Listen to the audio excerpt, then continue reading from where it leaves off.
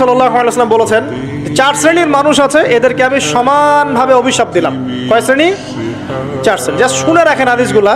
আমি জানি এই বিশ্বে আপনি এই হাদিসগুলোর উপর ইমপ্লিমেন্টেশনে যেতে পারবেন না, এটা আমি বুঝি, কিন্তু আকীদা ঠিক থাকতে কি কোনো সমস্যা আছে? একটা মানুষ পাপ করে, জেনে করে যে হ্যাঁ আমি জানি এই কাজটা খারাপ, ঠিক আছে। আর একটা মানুষ মনে করে না এটা করলেও হয়, না করলেও হয়, কোনো সমস্যা নেই। আরেকটা মানুষ মনে করে যে না আমি একটা ডাহা পাপ করছি, এটা থেকে বেঁচে থাকা আমার উচিত ছিল কিন্তু আমি পারছি না। আর একজন পাপ করছে যে আমি মানি না এসব বিধান টিধান, যা ভালো মনে হবে দুনিয়ার জন্য করব।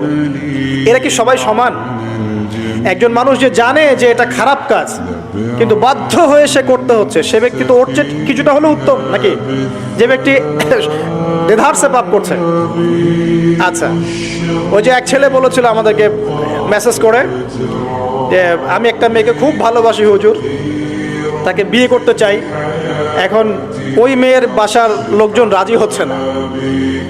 তো এই ছেলের মধ্যে হারাম অ্যাফেয়ার্সে আছে ঠিকই, কিন্তু সে তাকে বিয়ে করতে চায়, ওটা হালাল করতে চায়। আর এক ছেলে মেসেজ করছে, সে বলছে যে আমি এরকম জেনায় লিপ্ত ছিলাম, এখন আমি কি করব? আমি কি ওগুলো ছেড়ে দিয়ে ফিরে আসব, নাকি আমি ওই মেয়ের সাথেই জেনা অব্যাহত রাখবো?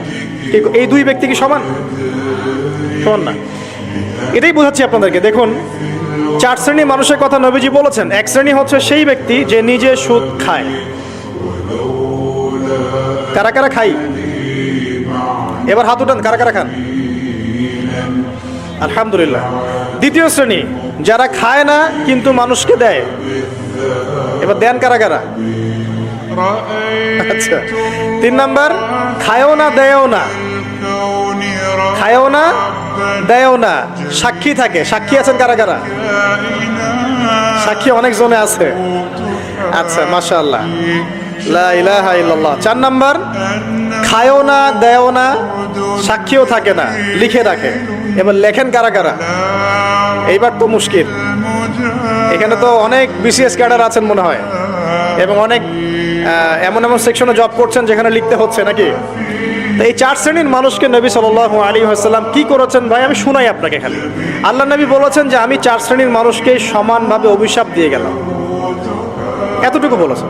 এখন আপনি যদি মনে করেন যে নবী সাল্লাল্লাহু আলাইহি ওয়াসাল্লামের অভিশাপ কাঁধে নিয়ে আমার আমলগুলো কবুল হচ্ছে, বা আমি কবরের অ্যান্সার দিতে পারবো, প্রশ্নোত্তর, আমি মিজান, এই মিজানের দাড়ি পাল্লা আমার নেকির পাল্লা ভারী হবে, বা আমি রাসূল সাল্লাল্লাহু আলাইহি ওয়াসাল্লামের সুপারিশ পাবো, হ্যাঁ, বা আমি রাসূলের সাথে জান্নাতে থাকতে পারবো, আমি বলবো এই চিন্তাটা হবে একটা অলিক প্রসূত কল্পনা, আর কিছু না। এখন তওবা করেন আমার সাথে, বলেন আজকে থেকে কোনো রকমের সুদি কারবারে থাকবো না। তওবা করেন, বলেন আস্তাগফিরুল্লাহ আল্লাযী লা ইলাহা ইল্লা হুয়াল হাইয়ুল কাইয়্যুম ওয়া আতুবু ইলাইহি। তওবা করলেন তো? ভ্যান চালায় খাবেন, রিক্সা চালায় খাবেন, কৃষিকাজ করে খাবেন, ব্যবসা করে খাবেন, ছোট্ট একটা মুদির দোকান করে খাবেন, যদি কিচ্ছু করতে না পারেন রাস্তায় মুচিগিরি করে হলে খাবেন, সেলুনে বারবার হয়ে খাবেন, তারপরে সুদের দিকে যাবেন ইনশাআল্লাহ। পারবেন? আপনার রিজিক কি আপনার হাতে না আল্লাহর হাতে? না, আমাদের রিজিক তো আমাদের হাতে। যে ব্যক্তি মনে করে রিজিক আল্লাহর হাতে, সে কি কখনো ঘুষ নিতে পারে? সে অন্যের সম্পদ আত্মসাৎ করতে পারে? সে অন্যের জমি সিজ করতে পারে? সে দুর্নীতি করতে পারে? সে সুদ খাইতে পারে? কেন খায়? কারণ সে মনে করে রিজিকের মালিক সে নিজেই। এগুলো করলে তার সম্পদ বাড়বে, না করলে সম্পদ বাড়বে না, এই কারণেই তো সে কাজগুলো করে। আর আমি খুব ভালোই বুঝি, অ্যাটলিস্ট আমি খুব ভালোই বুঝি যে এই কাজগুলো ব্যক্তিরা কেন করে। উত্তর শুনবেন? উত্তর হচ্ছে পরিবারের জন্য। কার জন্যে?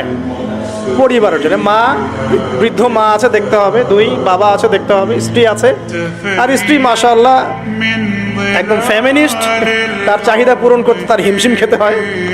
হ্যাঁ, একটা শাড়ি নেবে 20,000, ঠিক আছে, স্ত্রীর চাহিদা অনেক, গহনাগাড়ির অনেক চাহিদা, আর না দিলে তো আবার সমস্যা, বাসায় গেলে তো মানসিক টর্চার সেলে রেখে দিবে। এখনকার বেশিরভাগ পুরুষই কিন্তু নির্যাতনের শিকার। এখনকার বেশিরভাগ পুরুষ কিন্তু পুরুষ নির্যাতনের শিকার। ম্যাক্সিমাম বাসায় গিয়ে দেখবেন টর্চার, এক একটা রিমান্ডের সেলের মতো, বুঝছেন? এবং এটা 7 দিন 5 দিন 7 দিনের রিমান্ড না, এটা লাইফ টাইম রিমান্ড, মানে পুরো পুরো জীবন ধরে রিমান্ড চলবে আর কি। তো এই যে সমস্যা, তা কার কার জন্য করি? পরিবার, সন্তান, পিতা মাতা, আত্মীয় স্বজন, এগুলোর জন্য। কিন্তু একটা কথা শোনেন আমার, আমরা যখন মারা যাব না, আমরা মারা গেলে পরে 40 দিন তারা আমাদেরকে মনে রাখবে কিনা সন্দেহ আছে। বিশ্বাস করছেন না? এই যে আমাদের অনেক আত্মীয় স্বজন মারা গেছে না, বছরে একটা বারও কি কবরস্থানে কেউ গিয়েছে? হয়তো যায়, মৃত্যুবার্ষিকী ওই দিন যায়, তাই না? দেখেন আমরা কিন্তু আস্তে আস্তে ভুলে গিয়েছি তাদেরকে, আমরা ব্যস্ত হয়ে গেছি। ঠিক একইভাবে তারাও আমাদেরকে ভুলে যাবে। এই জন্যে আমি বারবার আপনাদেরকে মনে করে একটা কথা, আমার জীবন থেকে উপলব্ধি করি একটা কথা, যে একমাত্র আল্লাহ ছাড়া এই পৃথিবীতে এবং পরকালে আমাদের আপন বলে কেউ নাই।